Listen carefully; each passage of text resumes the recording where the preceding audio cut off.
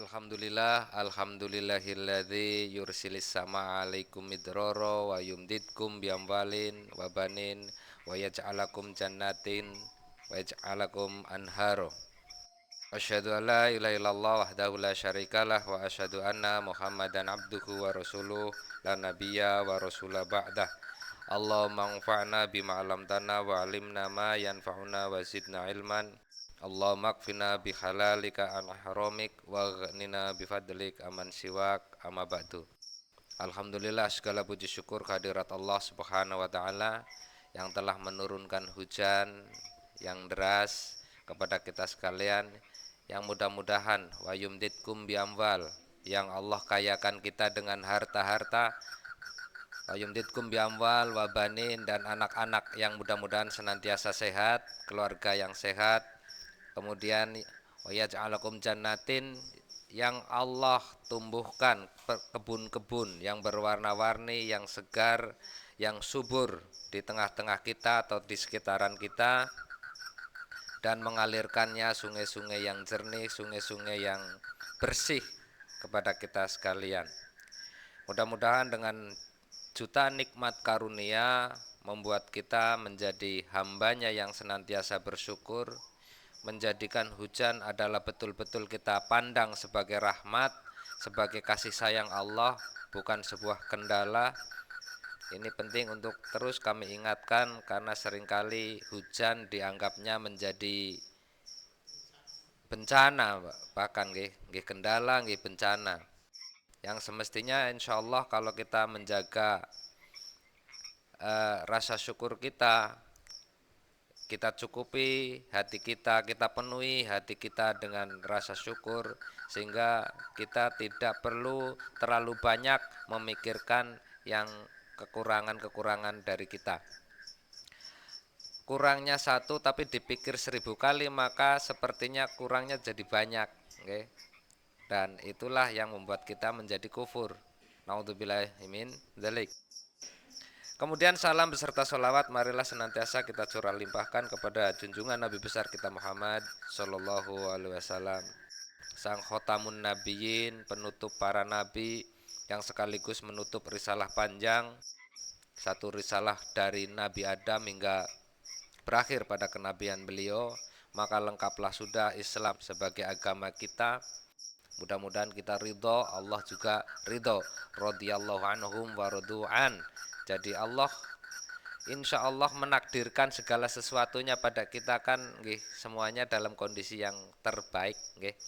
Maka ketika Allah ridho, mudah-mudahan kita juga ridho dengan ketentuannya, sehingga insya Allah hati kita terus berbahagia, berbahagia di dunia, berbahagia di akhirat. Amin ya robbal alamin.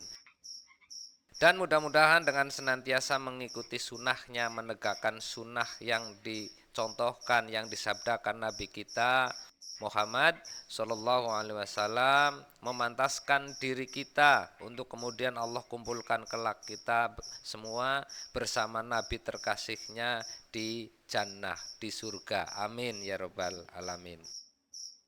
Pada pertemuan malam hari ini, izinkan saya mungkin lebih banyak memberikan informasi. Yang pertama terkait dengan informasi kebencanaan yang terjadi di Purbalingga, yang menurut informasi ada di 3 desa, kemudian merusak di 5 titik. Dados desanya 3 tapi kerusakannya itu di 5 titik. Ini membutuhkan, masih banyak membutuhkan relawan, sekaligus banyak pertolongan, bantuan, entah itu berupa tadi saya sudah sampaikan di grup-grup WhatsApp, ada bantuan apa saja, itu ada 21 kalau tidak salah. Nah, mudah-mudahan kita bisa membantu salah satunya. Boleh berupa wujud benda yang dimaksud, atau mungkin juga bisa berupa uang. Nah, sudah dari 2 hari yang lalu Lazismu membuka posko itu, monggo bagi Bapak Ibu yang berkelonggaran rezeki Mudah-mudahan rezeki kita bisa sedikit membantu, sedikit menolong saudara-saudara kita yang terdampak bencana. Karena sering saya sampaikan Al-Qasas ayat 77, a'udzubillahi minasyaitonirrajim, wabtaghi fima ataqallah darul akhirah wala tansa nasibaka minad dunya wa ahsin kama ahsanallahu ilaik wala tabghil fasada innallaha la yuhibbul mufsidin. Eh, Carilah atau kejarlah negeri akhirat, negeri kekal dengan apa yang sudah Allah berikan kepada kita. Sementara yang diberikan Allah pada kita kan kata sangat nggih. Kata sangat sehat, keluarga yang colok, baik dan semuanya. Mudah-mudahan nah yang sudah diberikan Allah jadikan alat kita untuk mengejar akhirat. Suami untuk mengejar akhirat, anak untuk mengejar akhirat, orang tua untuk mengejar akhirat. Jadi semua yang sudah Allah beri, mari gunakan untuk mengejar dunia kekal kita, ridho Allah Subhanahu wa taala. Kemudian informasi yang berikutnya, informasi terkait dengan Sya'ban bulan ini, yang sebentar lagi artinya masuk bulan Ramadan. Tinggal 20-an hari nggih, 22 nopo. Nggih sekitar 20 harian lah, tanggal 18 nanti kita berpuasa. Nah, di bulan Sya'ban ini Ketakmiran Masjid Jami Baitussalam Muhammadiyah Losari mengadakan kegiatan Qiyamul Lail dalam rangka persiapan nggih.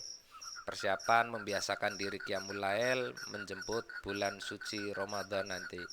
Yang sudah kita jalankan pekan kemarin, pekan kemarin alhamdulillah diikuti sekitar 80-an jamaah.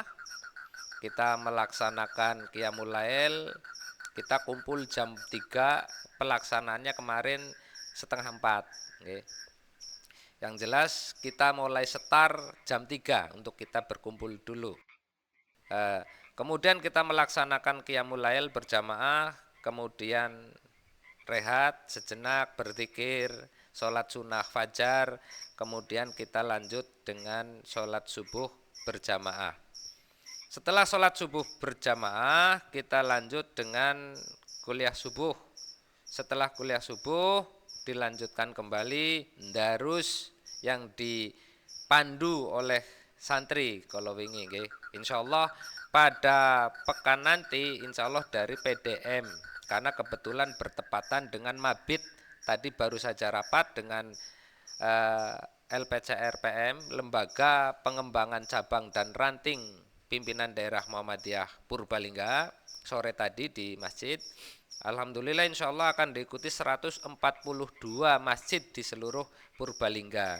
Dados mangke Qiyamul Lail radi semanger kathah nggih, kathah banyak jamaah insyaallah paling tidak 142 masjid. Nek setunggal-setunggal takmire ingkang rawuh berarti nggih 142. Kalau 22 berarti nggih 280-an ngaten. Termasuk kita mungkin sekitar 100. Jadi mungkin 400. Dados nek teng lantai utama insyaallah saged penuh. Mudah-mudahan nggih, mudah-mudahan penuh. Jadi kita merasakan Qiyamul Lail bareng-bareng rame penuh masjidnya kados pundi raose ngaten nggih. Seperti apa nanti rasanya.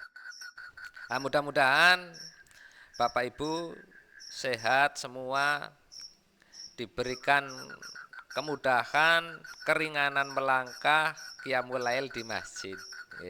Tapi kalau subuhnya nanti kosong ya ampun sedoyo teng masjid.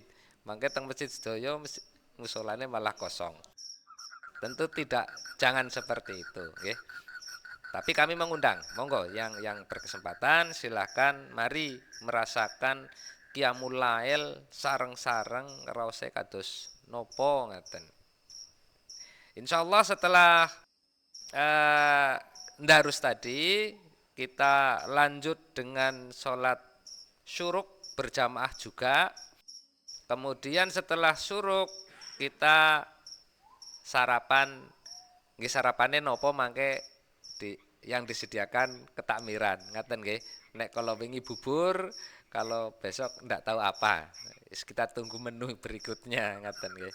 Nah, Hal ini tentu bukan lain atau bukan tidak, tentu kita sebagai hamba Allah, pengikut Nabi, kita kepengin mendapat kemuliaan dari Qiyamul Lail yang insya Allah mengangkat derajat kita, memposisikan pada posisi yang terbaik. Sebagaimana Allah berfirman, wa minal laili fatahajjat bihi nafilatalak asa yab'atsaka rabbuka maqaman mahmuda. Jadi di posisi yang terbaik, di makom yang terpuji, maqaman mahmuda. Kemudian kemuliaan dari sholat sunnah fajar yang 2 rakaat, yang hadisnya masyhur kita dengar, kita tahu semua kemuliaan sholat 2 rakaat sebelum subuh niku nopo lebih baik daripada dunia dan seisinya. Terus nopo mawon sing teng dunia itu tidak lebih baik daripada sholat 2 rakaat sebelum subuh. Kemudian kemuliaan subuh berjamaah seperti kita melaksanakan satu malam full sholat. Kemudian kemuliaan berzikir sampai dengan syuruk, waktu syuruk itu seperti haji yang sempurna lah niku. Yang belum haji maka mudah-mudahan diringankan untuk bertahan di musola atau masjid hingga syuruk ditutup dengan sholat syuruk. Sholat syuruk niku sholat duha di awal waktu, ngaten nggih. Tapi biasanya panggilan sholat syuruk niku disematkan bagi kita yang beriktikaf di masjid sampai dengan waktu syuruk, kemudian melaksanakan 2 rakaat. Nah itu seperti itu. Tapi bisa juga ini kategorinya sholat duha di awal waktu. Kemudian ada pertanyaan, sholat syuruk demen berjamaah begitu, atau qiyamul lail tahajud kok dilakukan berjamaah, kan apike dewek-dewek begitu ya. Itu jawabannya ada di bab imamah di Bulughul Maram. Kemudian kalau di majelis tarjih dan tajdid itu ada di bab sholat sunnah tatawu atau sholat sunnah di halaman 55 hadis riwayat Itban. Itu bisa nanti Bapak Ibu baca. Napa mboten gadah? Mboten gadah. Nggih, nanti insya Allah saya share lewat WA nggih, ben saged diwaos.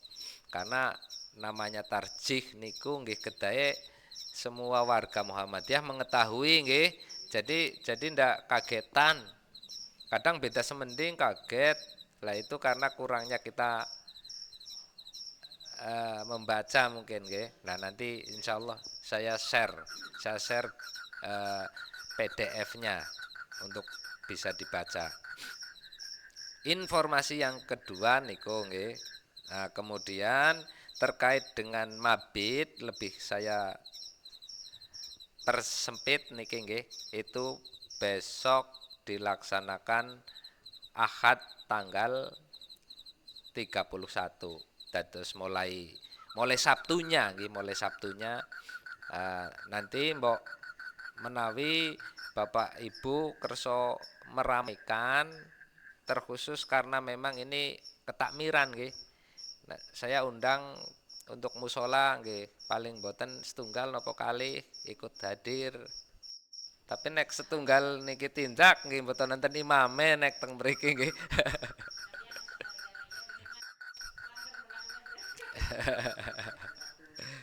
Nggih. Lah ini napa nggih? Jadi kita masih lemah sekali pengkaderannya. Mudah-mudahan dengan kita bahu membahu di masjid dengan musola saling bahu membahu tercetak kaderisasi yang lebih baik. Karena nggih radi miris kalau musola hanya di napa?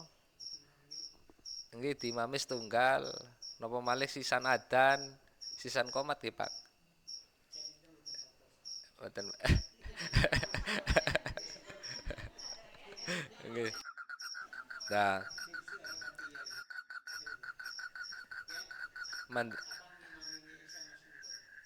Mbon nonton nggih. Mudah-mudahan muncullah nggih. Karena sayang sekali siapapun yang berwakaf tanah ini kemudian membangun bangunannya ini kalau tidak dimakmurkan. Maka saya ketika pertama kali menjadi takmir, saya yang pertama kali saya sampaikan nggih, itu saya minta mohon izin saya akan menggunakan kotak infaknya tidak untuk cat, tidak untuk beton dan besi. Mau saya pakai untuk membangun pondasi manusianya, bukan pondasi bangunannya.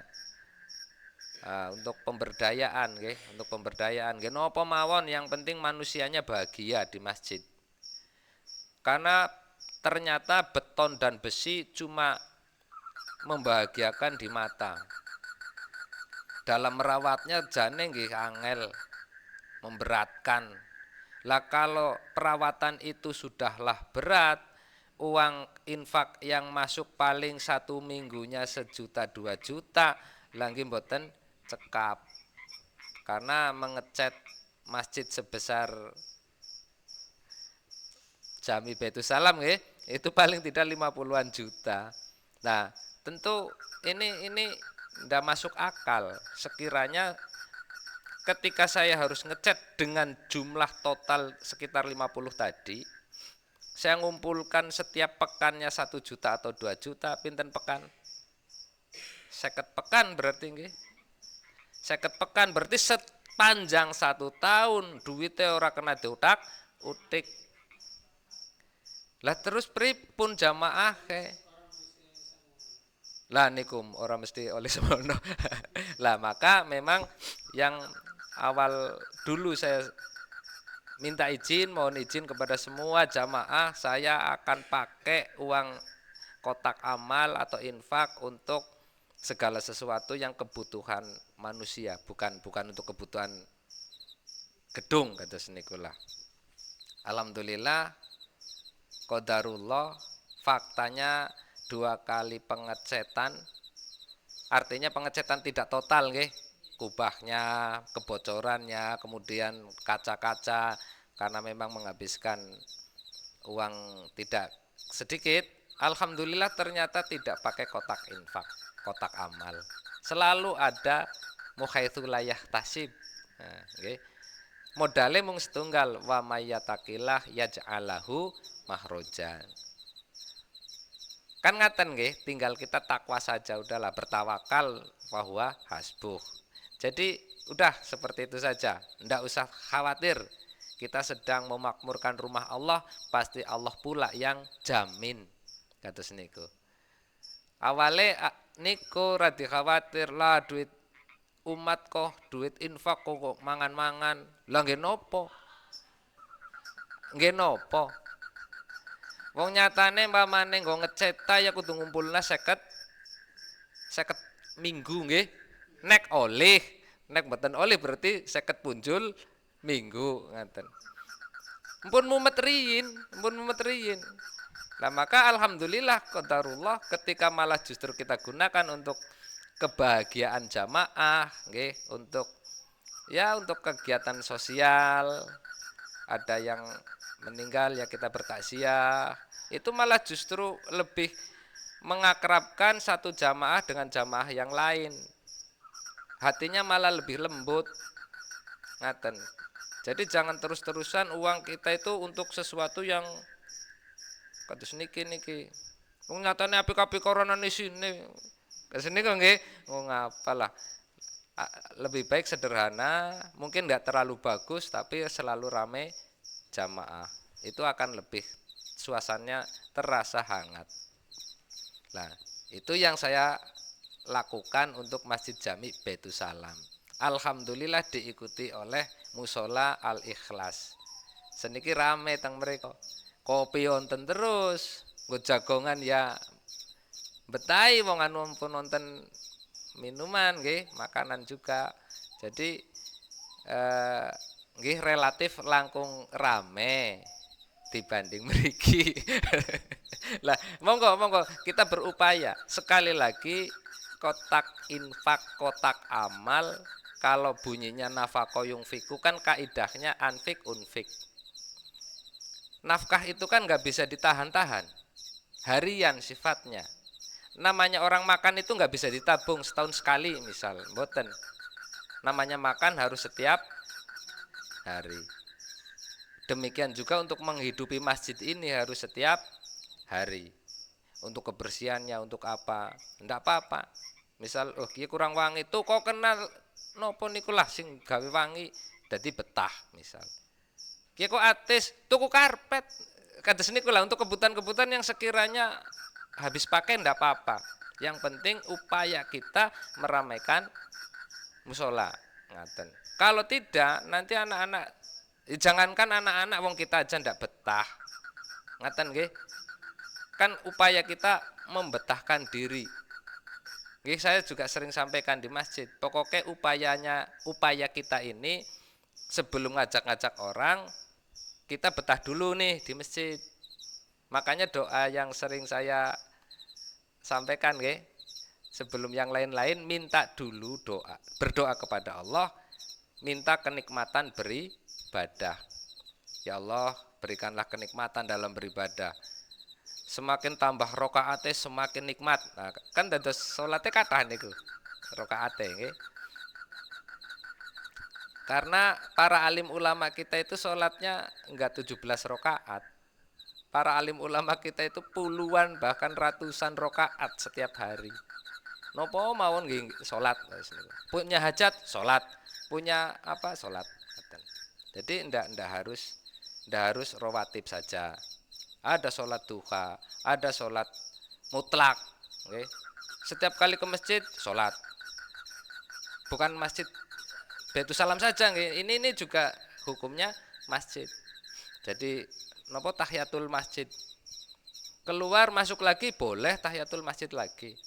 Terus memperbanyak rokaat dalam satu hari. Nyongko kepengin sholat, dadak teng musola nggih mboten napa-napa. Ngaten nggih. Lah itu mudah-mudahan kalau kita diberikan kenikmatan dalam beribadah, insya Allah kita sedikit-sedikit pengennya sholat nopo ibadah yang lain.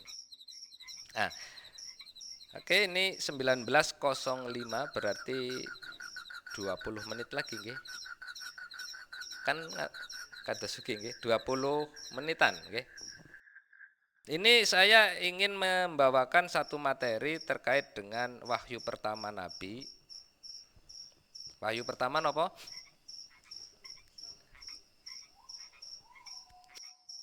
Ayatnya.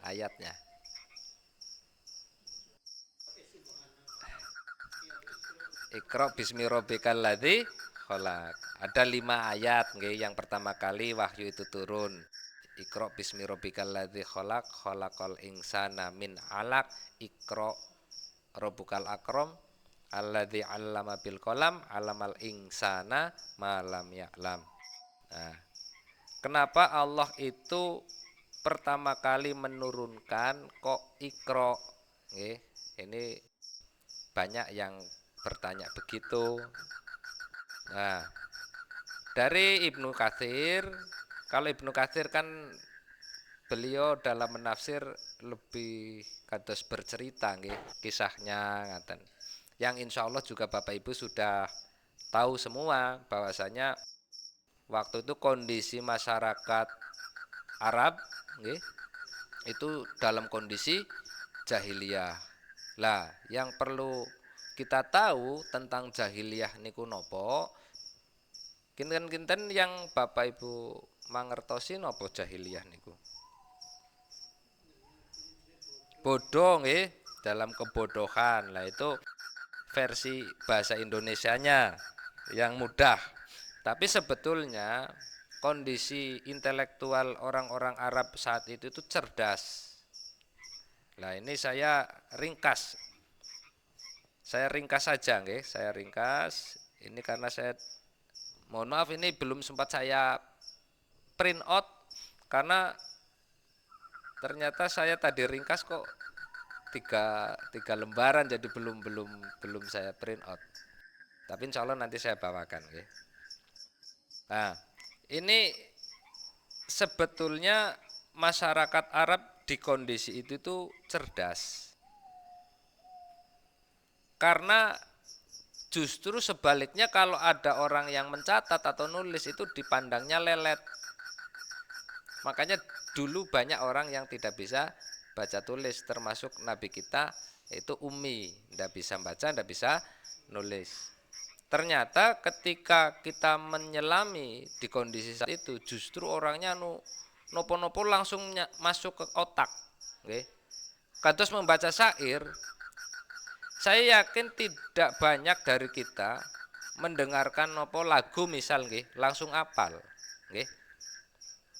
Nopo onten jamaah yang langka nggih. Mendengarkan lagu kan pelan kan nggih. Misal nopo?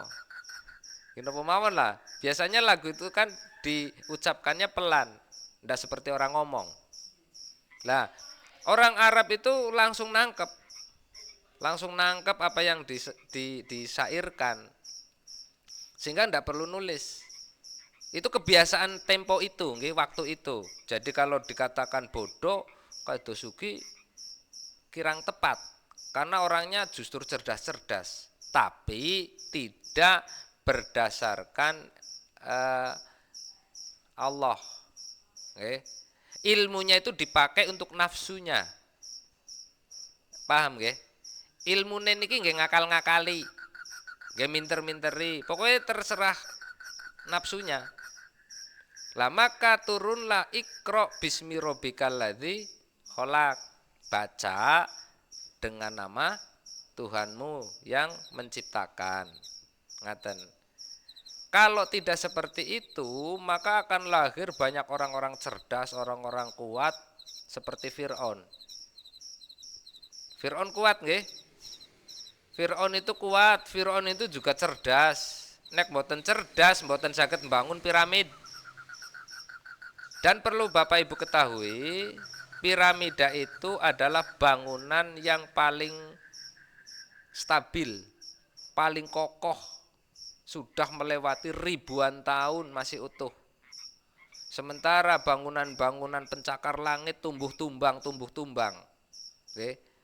Tapi yang namanya piramid sampai hari ini utuh kados niku. Artinya bangunan tersebut memang tahan dengan segala macam cuaca, tahan juga terhadap mungkin gempa dan seterusnya. Ini menandakan arsitekturnya, teknik sipilnya itu memang sangat cerdas. Jadi kalau orang dulu dikatakan bodoh, nggih kados ugi kirang tepat. Sebetulnya mereka sangat-sangat pandai, pinter, mung berdasarkan nafsunya. Nah, apakah orang dulu ndak percaya Allah? Percaya Allah. Abu Jahal mohon percaya Allah. Ning nggih niku mboten untuk diibadahi. Nggih, percaya ada Allah, ada Tuhan. Ning nggih ndak ora gelem nyembah, ora gelem diatur lah ngaten, ndak mau diatur. Dan bahkan ndak percaya kalau Allah itu memang menurunkan aturan kados niku. Mereka percayanya Allah adat ning ya ora ngatur apa-apa, pokoknya ya Allah anak inyong terserah inyong kados niku. Kinten-kinten kepercayaannya kurang lebih di kondisi seperti itu.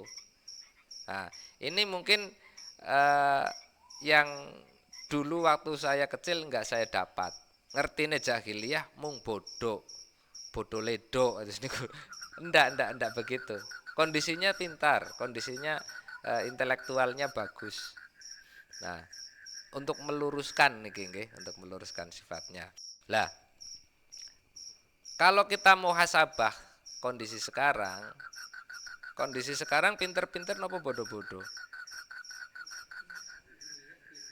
Pinter-pinter nggih, laresen niki dolanan HP ini cepet banget. Secara intelektual jane sih pinter lah. Pinter. Gampang nangkep. Cepet banget nangkepe. Mungkin lebih cepet dibanding kita sebagai orang tua. Ngaten nggih? Atau bahkan yang juga saya miris kalau wingi onten ibu-ibu nggih, orang tua lah, orang tua menyampaikan lho ngomongi anake priwe wong anake luwih pinter kados niku. Jadi orang tua nggak mau ngomongi anak atau takut ngomongi anak merga anake lebih pinter. Lah, lah kira-kira seperti itu saya jadi membayangkan ya Allah iya, demen kayak gue, kayak gemian Nabi misal nggih. Nabi bahkan dianggap gila. Nate midanget nggih, Nabi diejek-ejek sampai dikatakan gila. Karena merasa Abul Hakam ini, Abu Jahal dan seterusnya ini napa? Merasa dia hakam, merasa tahu macam-macam lah, merasa tahu semuanya. Sehingga menganggap Nabi ini gila. Pun mungkin anak kita ketika dibilangi orang tuanya merasa orang tuanya itu nggak tahu apa-apa, udah ketinggalan zaman, yang tahu lebih banyak saya anaknya lah, mungkin perasaan. Jadi saya ketika dingendikani orang tua tersebut, kulo ngene mikir niku radi dangu niku.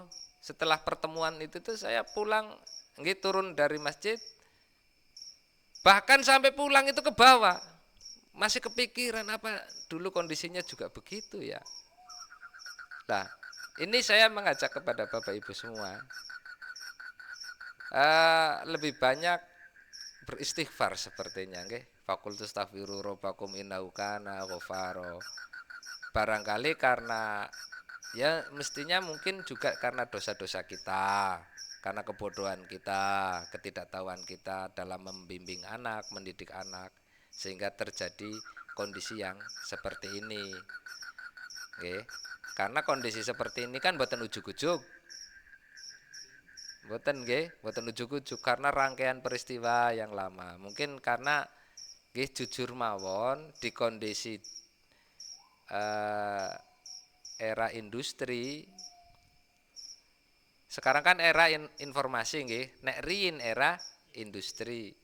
Ketika di era industri, Bapak Ibu sibuk kerja. Seniki nggih sami, sibuk kerja ning maksudnya mboten di tempat kados pabrik nopo-nopo. Seniki sibuknya teng pundi mawon. Kalau dulu mungkin sibuknya di pabrik atau di perkantoran nggih. Sekarang itu sibuknya Masya Allah teng pundi-pundi sibuk. Saya sempat juga mengingatkan istri saya ketika anak pulang dari pondok begitu ya. Semestinya kan kesempatan yang paling baik seorang anak ngobrol dengan ibunya. Bagaimana jadinya kalau ibunya sibuk dengan ini? HP. Anaknya ya ora kalah. Wah, ismrono pada balapan HP-an. Lah kalau saya pulang dari masjid melihat kedua wanita hebat saya sedang begitu, kulo glewei ismrono pada balapan HP-an, siapa sing menang tek hadiahi. Lah nembe pada sadar yang guyu-guyu malih. Lah ini bahaya ini. Kalau semuanya jadi sibuk dengan kepentingannya masing-masing, sepertinya kita kayaknya nggak bakal memikirkan gimana bakti kita ke orang tua misal. Atau orang tua juga sama, bagaimana dia harus mengasuh anaknya. Lah kan hubungan ini yang diputus sama orang kafir. Orang kafir itu pengen menjauhkan keluarga muslim, suami jauh dari istrinya, bapak jauh dari anaknya. Ngaten. Oke, maka mari kita sadari bersama, kenikmatan sejati itu kenikmatan yang bukan angan-angan. Biasanya kan kita kalau ngeliat HP kan dunia angan-angan nih, nggih. Atau kalau kita pengen duit biasanya nggih dunia angan-angan. Let pengen duit nggo ngapa? Terus niku. Nggih, nggo kiye. Lah, ini kita kembali. Kamu harus berpengetahuan, tapi juga harus menyebut atau menyertakan nama Allah. Sehingga pengetahuanmu itu berguna untuk agamamu, untuk hidupmu, untuk semuanya, maslahat. Karena Allah ngendika nggih, penciptaan kita selain wa ma khalaqtul jinna wal insa illa liya'budun. Kan Allah titipkan amanah besar ini, bumi ini untuk kita kelola. Wa id qala rabbuka lil malaikati inni ja'ilun fil ardi khalifah. Khalifah itu kan yang merawat, yang menjaga ngaten. Kalau bahasa aslinya niku kholafa nggih. Kholafa itu berganti. Atau kemarin saya ngobrol dengan petugas sampah nggih. Kan katanya ini cerita nggih ngapunten. Seolah-olah tukang sampah itu hina. Saya katakan enggak, justru saya itu sempat bercita-cita jadi tukang sampah. Bahkan sampai hari ini juga saya pengen jadi tukang sampah. Karena saya pikir yang mendekati khalifah itu justru tukang sampah. Saya sampaikan begitu. Kenapa? Karena kalau saya seorang tukang sampah melihat plastik, misal gelas niki nggih dibuang ke kebun. Saya berpikir berapa ratus tahun nanti plastik itu akan terurai lagi jadi tanah. Lah ora gelem bosok, atusan tahun ora gelem bosok. Maka saya sebagai seorang tukang sampah harus tanggung jawab bagaimana kholafa nggih. Cara bahasa niku nggih terurai kembali ke tanah. Itu kholafa. Misal saya seorang pemimpin sebentar lagi pulang ke tanah, jadi tanah, nanti akan hadir lagi seorang pemimpin pengganti saya. Terus kados niku. Itu namanya khalifah. Nggih, bukan raja tok, bukan berarti raja tok. Saged dipahami niki nggih. Jadi wa id qala rabbuka lil malaikati ini ja'ilun fil ardi khalifah. Jadi biar terus berotasi bumi ini. Lah kalau hutan digunduli terus nggih mboten khalifah jenenge. Jenenge perusak, nggih, perusak. Apalagi ini sudah mulai sampai ke tempat kita. Ada 5 kabupaten nggih. Guci mlebete Tegal berarti. Pulau Sari mlebete Pemalang. Pemalang nggih pun mriki. Kemudian bergeser ke Serang berarti pun mlebet Purbalingga. Lah kemudian Banyumas pun piyambak pun piyambak. Terus satunya lagi Brebes.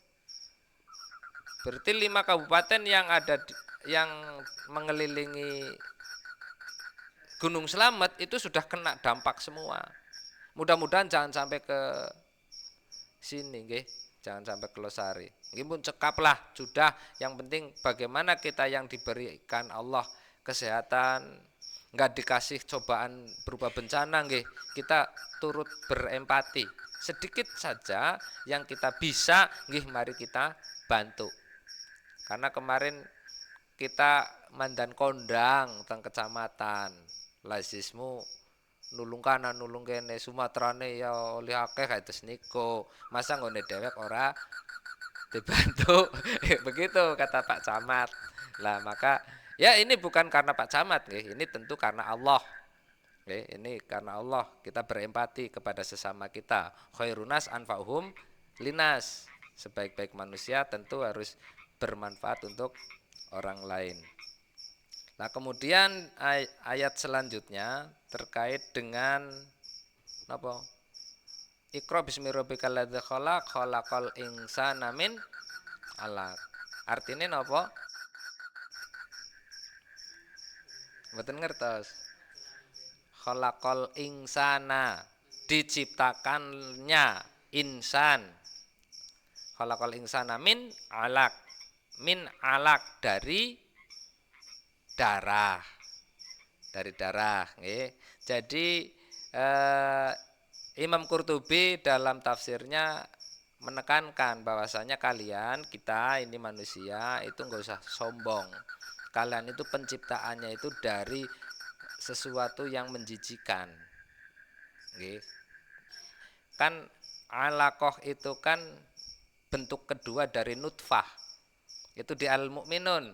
Al-Mu'minun ayat 14. Kan nutfah, alaqah, mudghah, terus Mudghah itu nggih kula urut nggih. Nun sewu nutfah itu nun sewu air mani yang sudah dicampuri ovum, indung telurnya ibu nggih. Menjadi alaqah. Nggih, alaqah menjadi coba dipun urut menjadi mudghah. Intinya air nun sewu air mani kemudian menjadi darah kemudian menggumpal idoman napa tulang-tulang kemudian dibungkus lahman daging dados berbentuk tulang kemudian dibentuk daging kemudian al insan ngaten nggih al insan atau makhluk yang berbeda. Tadinya hanya cairan, kemudian berbentuk darah yang menggumpal menjadi tulang belulang dibungkus daging, kemudian menjadi makhluk ukhor atau makhluk lain yang bernama al-insan. Paham nggih niki nggih? Itu yang ayat kedua. Jadi pesannya manusia jangan sombong. Kemudian dari sesuatu yang hina Allah angkat jadi khalifah. Orang yang memelihara. Dengan apa? Tentu dengan ilmu. Ilmu itu untuk membuat kita semakin tunduk bahwasanya kekuasaan Allah semakin kita tahu kan jebule semakin besar. Nuwun sewu, Bapak Ibu kalau sedang sendirian memikirkan masalahnya sendiri, kinten-kinten masalah ageng napa alit? Masalahe kathah napa sekedhik? Kathah. Jadi sepertinya masalah kita paling besar. Ampun adzan nggih. Nggih kula rampungaken niki ayat kedua nggih. Kalau kita sering ke rumah sakit, sering ke tempat bencana, sering ziarah ke kubur, insya Allah itu akan menjadi terapi yang baik. Betapa sebetulnya masalah-masalah kita itu kecil. Oke. Sebesar-besarnya masalah kita, kalau kita nengok Gaza, nggih mboten usah tebih-tebihin nggih, di tempat bencana niku aduh ya Allah. Wis bluthuk lumpur kabeh wis ora kena denggo. Padahal jane yang duwe utang pada karo dewek misalnya itu jebule nyong ya urung apa-apane. Lah, maka mudah-mudahan ini menjadi tadzkirah untuk menjadi pengingat kita semuanya bahwasanya insya Allah dengan kita menuntut ilmu akan lebih tahu bahwasanya kita itu makhluk yang kecil, makhluk yang hina, makhluk yang dhaif, yang lemah nggih. Misal saya ini mohon maaf, ini saya tutup dengan satu napa nggih? Pandangan. Kita hidup di RT 9. Nek neng RT 9 tok kayane masalahe sing paling gede dewek. Biasanya gitu. Tapi kalau kita bayangkan RT 9 dengan dusun sekali ageng pundi? Dusun kalih. Nggih. RT 9 kalih dusun kalih ageng dusun kalih. Dusun kalih Losari ageng Losari kali Rembang ageng Rembang kali Purbalingga berarti makin kecil RT 9 nggih. Lah nek RT 9 kali Indonesia lah seuprit malih nggih. Lah demikianlah kalau kita terus menimba ilmu kita justru harusnya semakin tunduk. Semakin merasa oh iya nyong jebule ora apa bukan siapa-siapa. Kita hanya makhluk yang rendah yang semestinya bersujud terus sama Allah. Mungkin itu yang bisa saya sampaikan. Mohon maaf segala kekurangan. Nasru minallah wa fathun qarib wa basyiril mu'minin. Billahi taufiq wal hidayah. Wassalamualaikum warahmatullahi wabarakatuh.